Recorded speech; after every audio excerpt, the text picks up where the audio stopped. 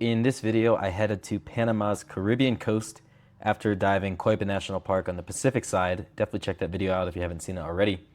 I synced with Rey Sanchez from Golden Frog Scuba to hunt some invasive lionfish out of Portobello, Panama. This is the top diving destination on the Caribbean coast. Now, I want to preface this by saying that Rey had not run any dive trips for the past couple weeks due to strong winds and storms that were hitting the area. So the visibility that you see in this video is some of the worst conditions that he's dove in before. I'm grateful that he was able to take me out diving during this short time in Panama. And if you come here, the visibility will be a lot better. I also got to use my DPV or diver propulsion vehicle, the Lionfish P1, for the first time in like 2 months. This thing is pretty lightweight and portable, but I had been carrying it for a long time, and every single dive center had told me I wasn't allowed to use it on their boat, and in most marine parks, scooters are not allowed. So this is the first time I actually got to use it, and it makes diving way more fun. You cover a lot more ground and breathe less air, so you get to stay under longer and see more. There was a Divemaster on board, Yanni. She was awesome and a lot of fun to dive with.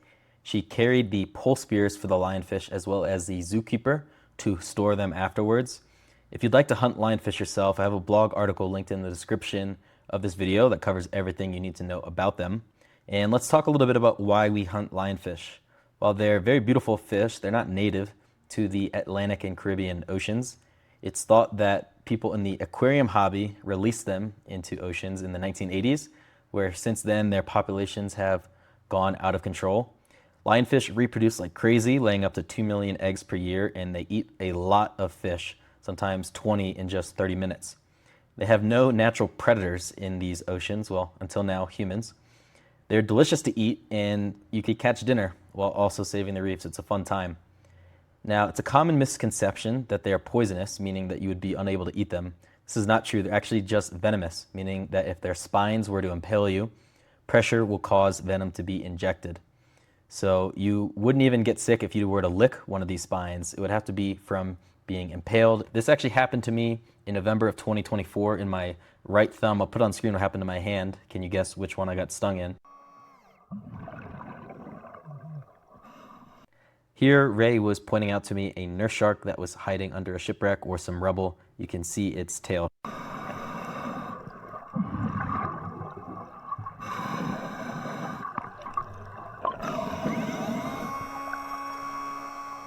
We came across 2 more lionfish here, and in this clip I was being a little bit silly. I wanted to do some jousting or a drive-by where I had my scooter engaged and trying to hit a lionfish. Not the most practical thing to do, and Yanni cleaned up my miss after that. And I didn't know that I was going to be hunting lionfish until I showed up this day. It had been over a 1.5 years since I did it. I kind of took a break from it after I got stung. So my pole spear skills are a little rusty, as you'll be able to see in this video. And this lionfish disappeared somewhere. I don't think we were able to find that one. Because the visibility was pretty poor this day, I couldn't cover as much ground on the scooter as I would have liked, as even running it for 15-20 seconds at a speed that's faster than the other divers, I would have lost the group. The visibility was really bad this day. I think even the camera footage makes it look better than it actually was.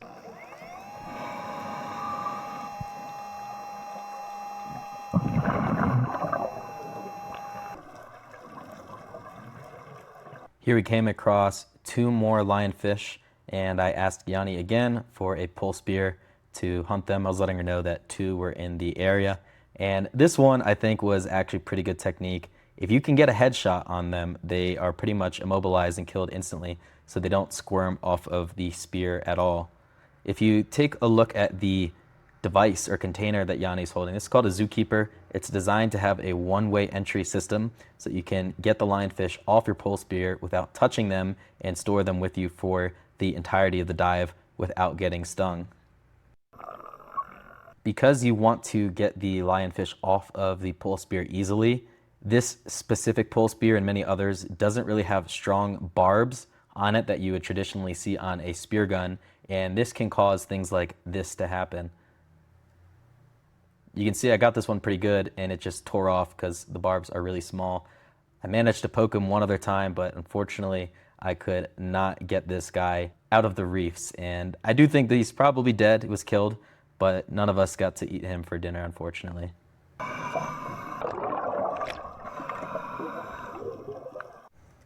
Now, I had to try the jousting drive-by technique one more time on this baby lionfish. This one went a little bit better, but I still missed the first time and was able to get it. So what do you think, guys? Should we retire this drive-by scooter spearing technique?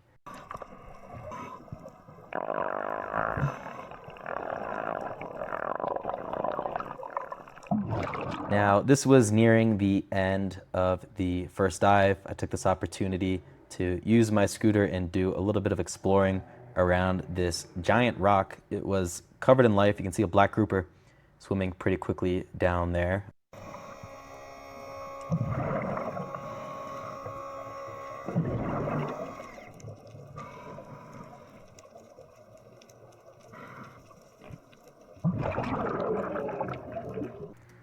As I mentioned earlier, it had been pretty windy and a lot of storms, so these seas are a little bit rougher than you would typically see in this area or the Caribbean. And what I did not realize until I arrived to Portobello, it was actually Panama's Carnival, which is celebrated on the Caribbean coast. So there's a lot of people enjoying their weekend, driving jet skis around and banana boats. I'll cut to some footage of that.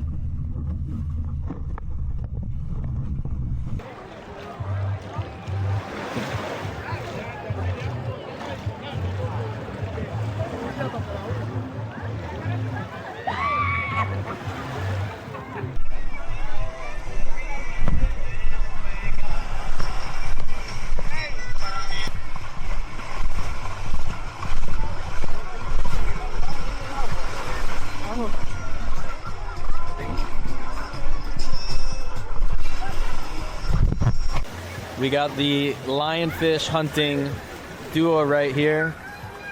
This is how we did. Ooh, almost fell over. This is the catch. Not so bad. Awesome. So after a 1-hour service interval, we did our second dive at the site Drake Island, named after Francis Drake, a British explorer and considered by some to be a pirate. Looking back at the footage now, I can see this shot looks a little bit incriminating, but let's say I was not that excited to dive this site, if you know what I mean. On this dive, I think the visibility got even slightly worse. It was really nice to have the dive torch in my hand throughout the dive so I could scan around and see things more clearly, especially in some of the caves or caverns. Now, this rock and coral structure reminds me a lot of diving in Florida, even though that is the Atlantic Ocean and this is the Caribbean. If you check out some of the recent videos on my channel, I've been diving some really unique locations across Central and South America, including Cozumel, Mexico, Costa Rica, Colombia, as well as Panama. And I'd like to continue doing this for different dive sites around the world. So in order to help me do that, if you could please subscribe to the channel. Around 94% of the people that watch my videos are not subscribed, and by doing that you can help me eventually become a full-time scuba diving content creator. In my experience, lionfish like to hide inside of caves. Sometimes they can even be upside down, hanging out on the roof of caves or shipwrecks or things like that. So that's why you always see me trying to shine a light inside of any cave or cavity that I encounter on these lionfish hunting dives.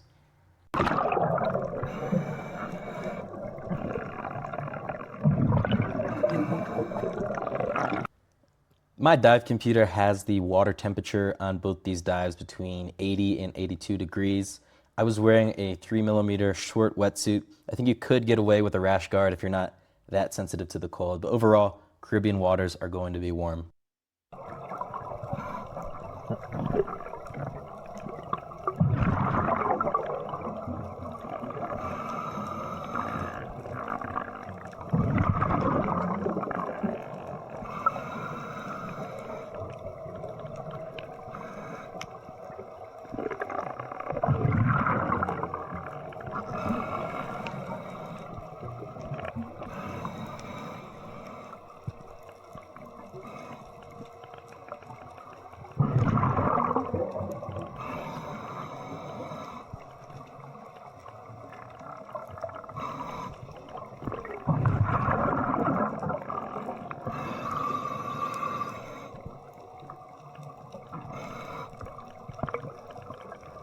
So eventually I came across another lionfish, and what I did not realize is that this one was actually Lionfish Houdini. I'll let the clip play itself out and you'll understand why.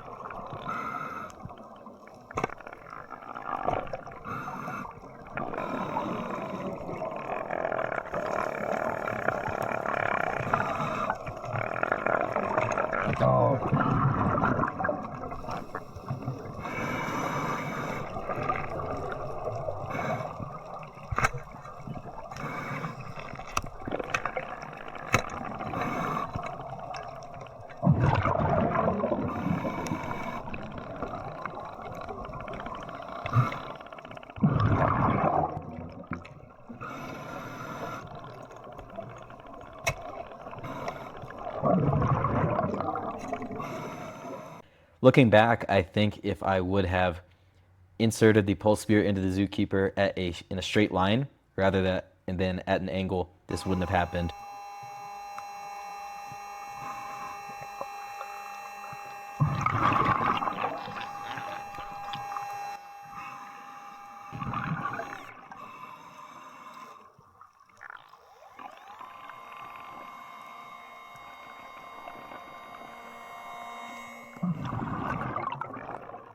Linked in the description of this YouTube video, you can find my scuba diving community. Once inside, you can meet and connect with other divers in your city and around the world. I host in-person meetups. We do group video calls. You can post questions about gear or share some of your best underwater photography or videos. It's completely free. Hope to see you inside as I begin to travel around the world more, doing more diving and looking to connect and meet up in person with other like-minded divers. And being inside the community is the best way to make that happen.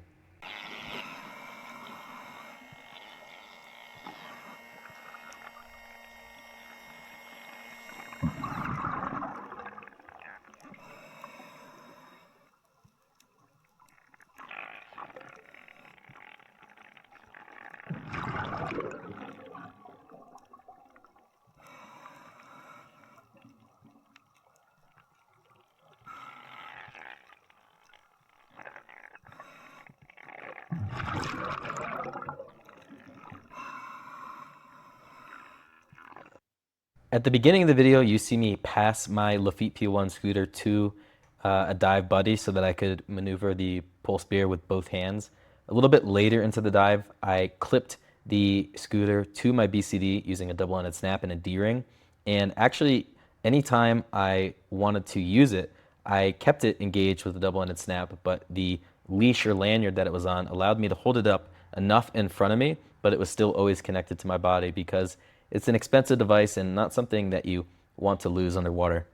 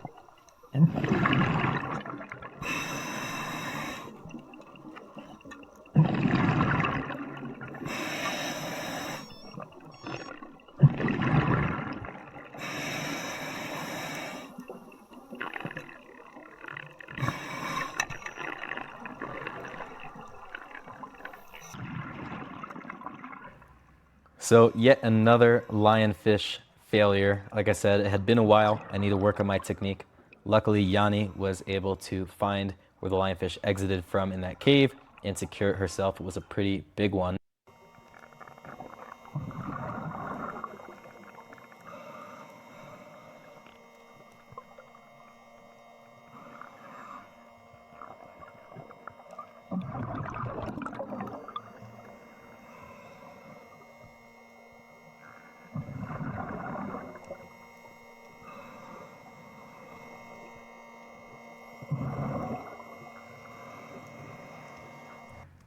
So I know that the scooter sounds are not the most pleasant thing to listen to. I try and do commentary over the parts where the motor is running, but you try and speak for 18 minutes. It's very difficult for me. Maybe for some of you it wouldn't be.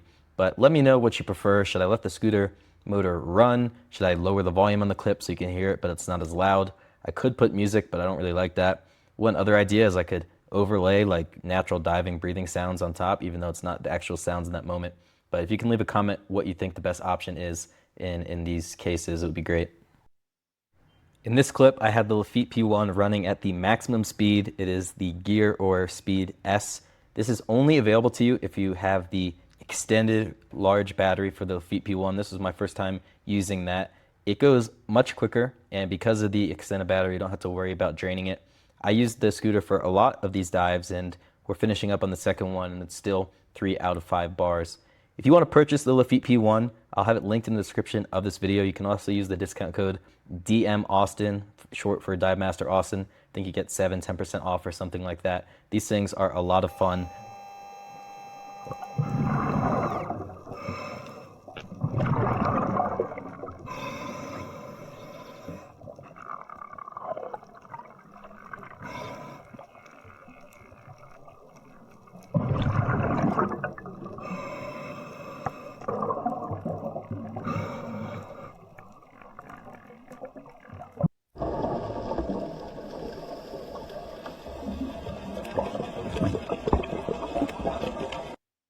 So this was the end of dive 2. I still had some battery in the Lionfish P1, so I was just running it on maximum speed, doing circles at our safety stop to kill some time. And yeah, let me know what you guys think of this episode, slaying lionfish on the Caribbean side of Panama in Portobello. I had a great time, didn't really know what I was in for. If you do make it to this area, highly recommend that you hit up Rey from Golden Frog Scuba. I'll have his information linked in the description of this video.